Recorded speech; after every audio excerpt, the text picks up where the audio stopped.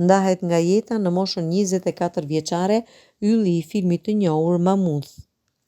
Sophia Ney-Wade, e cila luajti vajzën e Michelle Williams dhe Gael Garcia Bernal në filmin dramatik të vitit 2009 Mammoth dhe An Invisible Sign, ka ndëruar jetë ditën e sotme. Sa i përket shkakut të vdekjes, familja e saj ishte e paqartë. Në njoftimin e saj, familja ju referua trishtimit dhe traumës që mbante aktoria e re dhe theksoi se po përpiqej ta menaxhonte vetë situatën e saj të vështirë psikologjike. Më konkretisht thuhet: Sofia ishte një vajzë e mirë dhe e besueshme. Kjo shpesh e bënte atë një pengë në duart e të tjerëve. Ajo shkruante dhe vizatonte pa pushim, dhe pjesa më e madhe e kësaj vepre përshkruan thellësinë që kishte, si dhe dhimbjen që solli. Shumë nga shkrimet dhe veprat e saj janë harta të betejave dhe traumave të saj.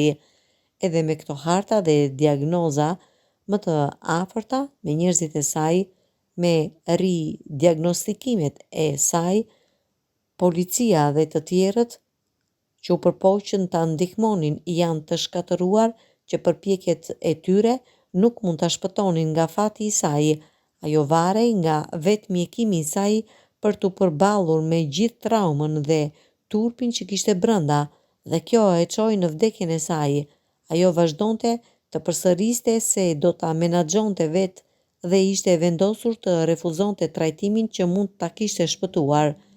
Në një moment tjetër familja e saj shton: Sofie dukej më e lumtur në një set filmi, duke u bërë dikush tjetër. Ishte një vend i sigurt për të. Besimtarët dhe bashkëpunëtorët e saj kultivuan talentin dhe mirëqenien e saj. Ajo ishte një udhëtare entuziaste dhe mblodhi zakonet dhe madje dhe gjuhët e çdo vendi që vizitonte. Ajo bëri lehtësisht miq në shkollat e saj dhe shihte të mirën tek të gjithë. Vdekja e saj la një boshllëk në mendjen e të gjithëve. Trishtimi, humbja, thyerja e zemrës dhe madje zemërimi janë të pranishme për ata që e donin dhe tani duhet të vazhdojnë pa të qeshurën e saj, pasionin dhe energjinë e saj infektive, pa sytë e saj blu të mahnitshëm që mund të shikonin drejt e në shpirtin e dikujt. Sofia luajti rolin e një vajze të re, nëna e së cilës vdes nga kanceri në filmin An Invisible Sign 2010 me Jessica Alba në rishikimin e saj për New York Times. Kritikja e njohur Janet Katsolis vlerësoi performancën e saj, duke thënë se ajo duhet të ketë një të ardhme të ndritur përpara.